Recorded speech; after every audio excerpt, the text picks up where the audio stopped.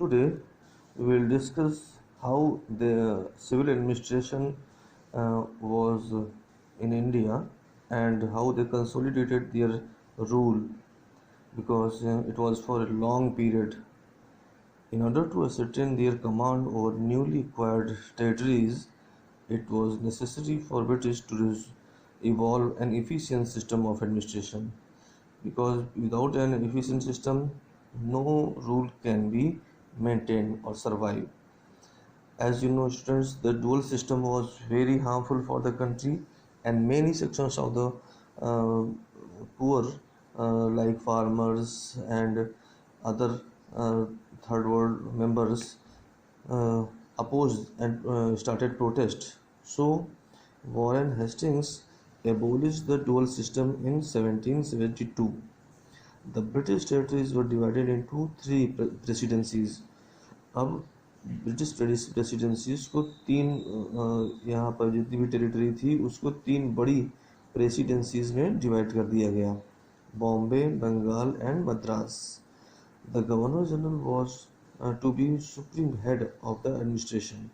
जो यहाँ पे जनरल होते थे और इन तीनों का जो गवर्नर जनरल होता था वो पूरे कंट्री का हेड होता था. यहाँ पे इम्पोर्टेंट स्टूडेंट्स की ज़्यादातर जो यहाँ बंगाल का गवर्नर जनरल था, गवर्नर जनरल उसी को ही गवर्नर जनरल माना जाने लगा.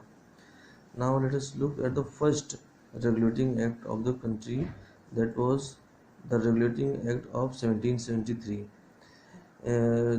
Here the important features are the governor of Bengal became the governor general of India.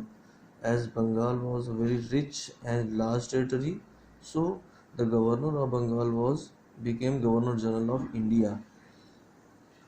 A council of 4 members was constituted to assist the governor general.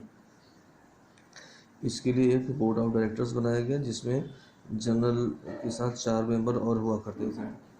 All decisions were taken to be on the basis of majority के base पे सारे decision लिए जाते थे. Supreme court establish किया गया इसी regulating act 73 के अकॉर्डिंग. कलकत्ता में ही इसको इस्टेब्लिश किया गया. It was strictly laid down that no officer of company would accept any form of bribe. You can see students here how honestly they ruled here, and they imposed many regulations for themselves. उन्होंने अपने ऊपर भी बहुत सारे कानून लगाए कि वो किसी तरह का यहाँ पर घूस नहीं लें ताकि ऑनेस्टली तरीके से यहाँ पर रूल हो सके. There were many debates of this regulation. The Governor General had an upper hand in all the decisions.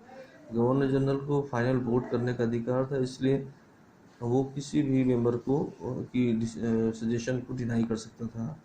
While the supreme court administered the English law, the other court gave judgement in the according to the already existing laws.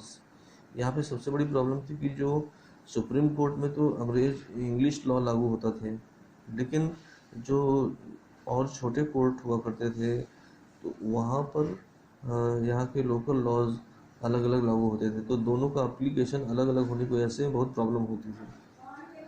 The governor general could not exercise authority over the presidencies.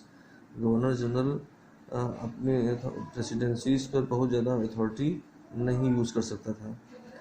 Now the next was in 1784 Pitt's India act. By this act, the number of governor generals council were reduced from 4 to 3.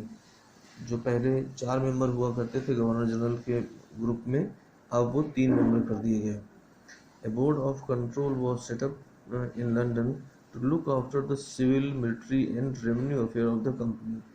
यहाँ पर जितने भी economic affairs थे, civil, military, revenue, ये सब affairs को अब London में एक कमेटी बना दी गई, वो इसको वॉच करती थी.